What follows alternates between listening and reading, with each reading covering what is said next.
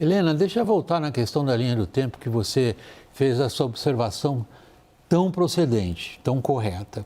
Se a gente olha para essa linha do tempo e pega desde o fim do governo Fernando Henrique, a gente nota, mal ou bem, sobretudo a partir do desastre da Dilma, a gente mostra uma espécie de formação de consciência que vai, digamos, até além de certas barreiras ideológicas, sobre o papel das estatais, sobre o que é o Estado indutor, sobre o que são as necessidades de uma boa gestão da coisa pública.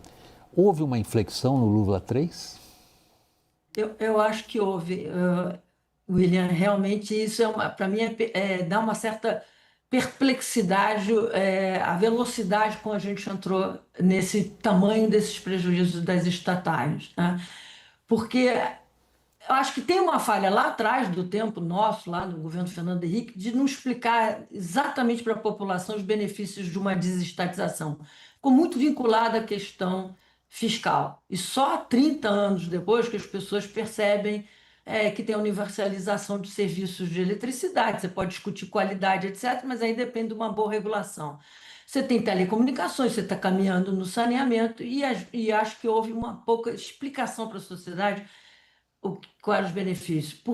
O quanto capital fica mobilizado em estatais que poderiam estar sendo utilizados em outras coisas? Então, precisava uma conversa. Infelizmente, eu acho que a maior aceitação de privatização veio por causa do Petrolão, veio por causa da Lava Jato. Então, as pessoas começaram a perceber: olha, mas precisamos ter cuidado, talvez ter tantas estatais assim não seja muito bom. As indicações políticas de pessoas que não entendem do assunto. Na sua primeira pergunta, que eu acabei não respondendo direito, o que eu acho muito prejudicial, exatamente prejudica essas idas e vindas.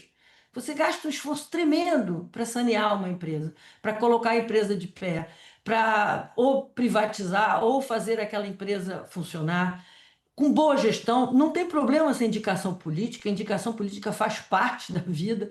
O problema é uma indicação política com qualificação, com qualidade de governança e gestão, que a gente acaba não vendo. Então, você teve uma inflexão, sim. E eu acho que o governo e o ministro Haddad, a ministra Esther Dubbeck, demoraram para reagir, porque começou a chamar a atenção já no final de 23, 24 já estava claro, aí começou-se a falar que déficit não era rombo, que o investimento ia retornar, o Haddad sempre coloca a culpa nos governos anteriores. De fato, tem um problema no Correios de governos anteriores, que foi a falta de investimento, que a Thaís levantou, porque o governo Bolsonaro, em tese, iria privatizar o Correios. Então, ajustou, reduziu o investimento, começou a dar lucro para levar a empresa para a privatização. Teve até estudo do BNDES. E o Paulo Guedes, como a gente sabe, não era muito preocupado com privatização, acabou não fazendo privatização nenhuma e a empresa acaba ficando nesse meio do caminho. Não foi nem lá, nem cá. Agora, nada justifica essa demora e nada justifica a velocidade desse rombo, né? A velocidade do rombo que a gente está vendo, 8 bilhões agora, né?